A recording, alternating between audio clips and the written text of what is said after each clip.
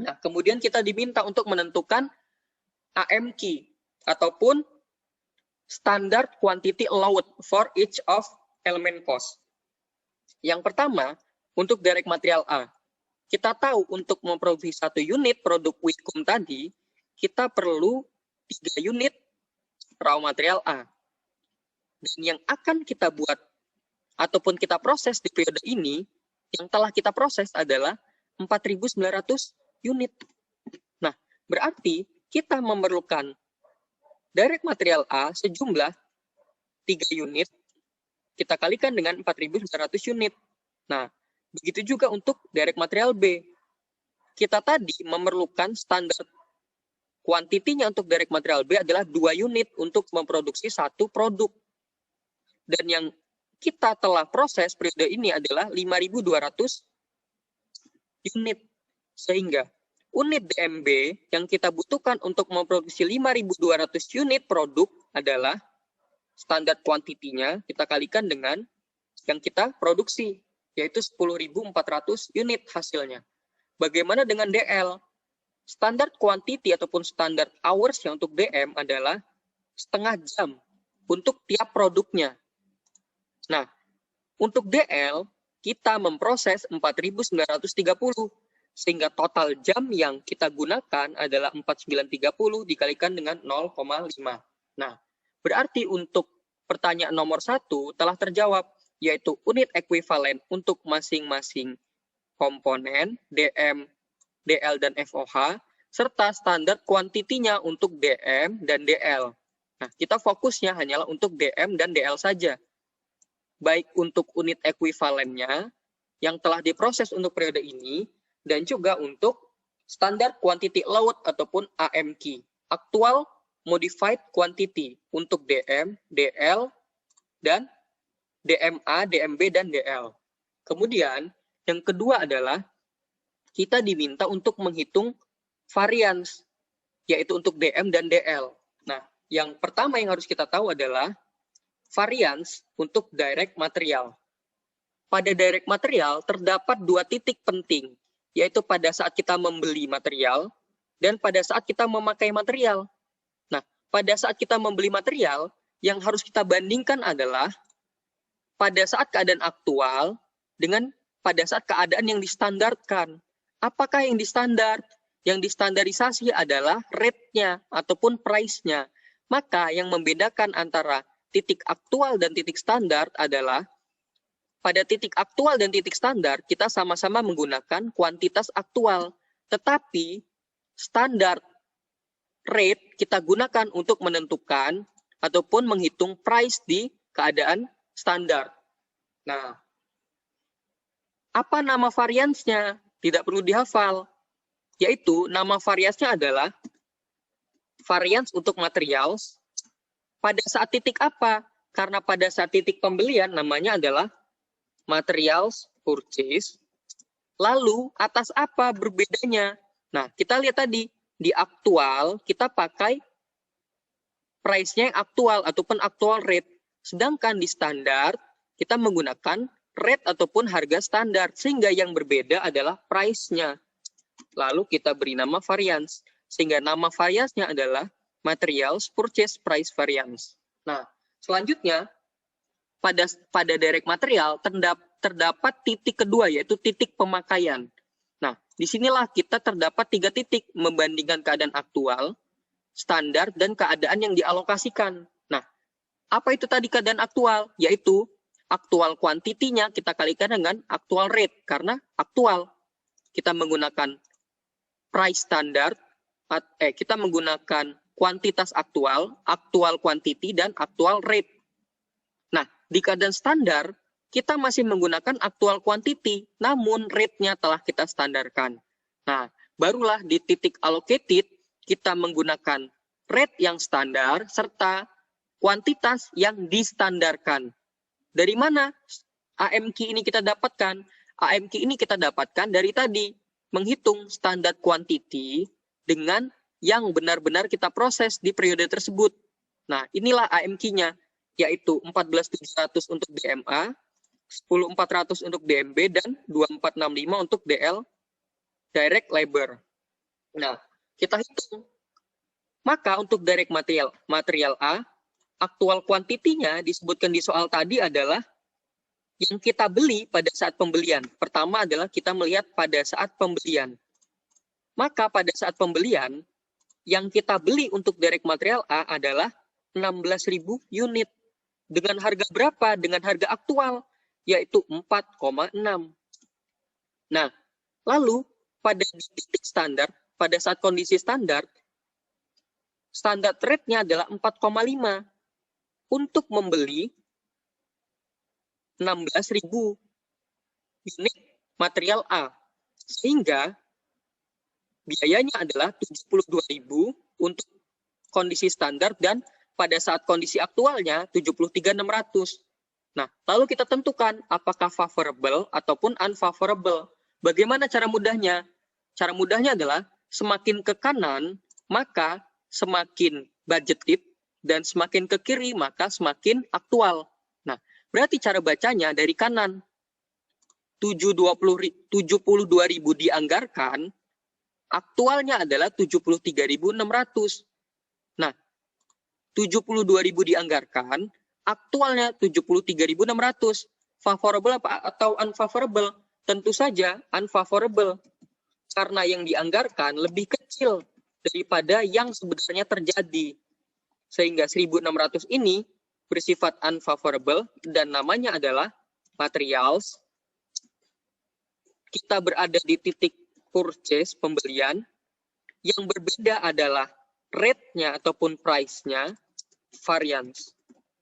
Nah, selanjutnya di titik pemakaian, aktual quantity yang kita pakai adalah 14.800 unit material A dengan harganya 4,6. Nah, di keadaan standar pada saat pemakaian kita menggunakan aktual quantity yaitu 14.800, namun rate-nya adalah rate standar yaitu 4,5. Nah, dan pada saat allocated kita menggunakan bukan aktual quantity melainkan AMQ ataupun standard quantity allowed, yaitu untuk material A tadi kita gunakan adalah 14.700 unit dan standard rate-nya adalah 4,5. Nah, lalu kita tentukan berapa sih variance-nya dan apakah sifatnya serta namanya apa. Yang pertama dari kanan. Kita bacanya dari kanan. 66.150 dianggarkan, aktualnya 66.600. Apakah menyenangkan? Tentu tidak. Maka selisihnya yaitu 450 ini bersifat unfavorable. Namanya adalah materials. Pada saat kondisi apa? Kondisi pemakaian, usage. Yang berbeda apa? Yang berbeda adalah kuantitinya. Satunya pakai actual quantity, satunya pakai standard quantity allowed, yaitu quantity variance. Nah, bagaimana dengan yang ini? Kita baca dari yang kanan, kita bandingkan. 66.600 dianggarkan, 68.080 aktual. Nah, apakah favorable atau unfavorable? Karena dianggarkannya lebih kecil daripada yang terjadi, maka sifatnya adalah unfavorable. 1.480. Unfavorable. Apa namanya? Materials. Pada saat titik apa? Pada saat titik pemakaian. Usage. Yang berbeda apa? Di sini kita menggunakan actual rate. Sedangkan di sini kita menggunakan standard rate. Yang berbeda apanya? Yang berbeda adalah harganya, yaitu price dan namanya materials usage price variance. Selanjutnya, untuk direct material B. Sama, kita bagi dua, yaitu untuk titik pembelian dan titik pemakaian. Pada saat pembelian, yang kita beli adalah 12.000 dengan harga 1,95. Lalu, kita standarkan harganya, yaitu kita beli 12.000, namun dengan harga standar ataupun standard price-nya adalah $2. Nah, sehingga selisihnya antara aktual dan standar ini, apakah favorable ataupun unfavorable? Selisihnya kan 600. Nah, Kita baca dari kanan. Dianggarkan 24.000, aktualnya 23.400. Apakah menyenangkan ataupun tidak? Sudah pasti menyenangkan. Dan apa namanya? Namanya adalah materials. Kita ada di titik apa? Titik pembelian. Purchase. Apa yang membuat berbeda ataupun variasi terjadi? Di sini kita menggunakan actual rate, di sini kita menggunakan standard rate. Yang berbeda adalah rate-nya ataupun harganya, price, variance. Selanjutnya, pada saat titik pemakaian, kita bandingkan. Yang pertama di aktualnya, kita membeli ataupun menggunakan 11.000 dan dengan harga 1,95. Lalu, kita menggunakan 11.000, kita standarkan rate-nya menggunakan $2. Dan di sini, actual modified quantity-nya adalah, tadi kita mencari 10.400 yang kita gunakan, dikalikan dengan standard rate-nya, yaitu 2. Nah, sekarang kita tentukan selisihnya. Yang pertama antara 22.000 dan 20.800, yaitu 1.200. Di sini adalah 22.000 dengan 21.450 adalah 550. Nah, kita tentukan apakah favorable ataupun unfavorable. Kita baca dari kanan. Dianggarkan 20.800, aktualnya 22.000. Apakah menyenangkan atau tidak? Tentu, karena yang dianggarkan lebih kecil daripada yang sebenarnya terjadi, sifatnya adalah unfavorable. Apa namanya? Materials. Kita ada di titik apa? Titik pemakaian, usage. Yang berbeda apanya? Sama-sama menggunakan rate-nya standar, tetapi kuantitasnya berbeda. Quantity, variance. Nah, di sini 550, apakah favorable atau unfavorable? Kita lihat, kita baca dari kanan. 22.000 dianggarkan, 21.450 aktual. Nah, sudah pasti karena yang dianggarkan lebih besar daripada yang terjadi, maka sifatnya adalah favorable. Sejumlah berapa? 550. Nah, bagaimana namanya? Namanya adalah materials. Pada saat titik apa? Pemakaian, usage. Apakah yang menyebabkan berbeda? Di sini kita menggunakan actual rate, di sini kita menggunakan standard rate. Yang berbeda adalah price, variance. Nah, dan yang terakhir adalah direct labor. Tidak seperti material, direct labor hanya terdapat satu titik penting, yaitu hanya pada saat pemakaian. Sehingga kita membandingkan aktualnya berapa, standarnya berapa, dan allocated-nya berapa.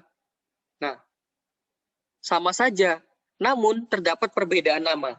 Nah, misalkan kita di sini membandingkan antara allocated dan standar. Lalu terdapat variance. Apa nama variance-nya? Namanya adalah, karena kita lagi membandingkan direct labor, namanya adalah labor. Lalu apa yang membuat berbeda? Kuantitasnya. Sehingga bisa kita namakan dengan labor quantity, ataupun bisa juga diganti dengan efisiensi. Labor quantity atau efisiensi variance. Nah, pada saat kita membandingkan antara standar dan aktual, namanya adalah labor. Lalu apa yang membuat berbeda? Yang membuat berbeda adalah di sini kita menggunakan actual rate, di sini adalah standard rate. Sehingga yang membedakan adalah harganya. Sehingga namanya adalah labor price atau rate variance. Nah, lalu kita cari nih berapa sih berbedanya untuk yang pertama di aktualnya. Yang kita gunakan adalah 2.550 jam dengan per jamnya $10,2, yaitu 26.010 dolar. Nah, pada saat keadaan standar 2.550 ini kita kalikan dengan standard price-nya, yaitu $10 per jam. Dan pada saat allocated, actual modified quantity-nya tadi kita temukan adalah 2.465. Kita kalikan dengan rate-nya yang standar adalah 10. Nah, Lalu kita bandingkan apakah terdapat varians. Yang pertama adalah dari sini.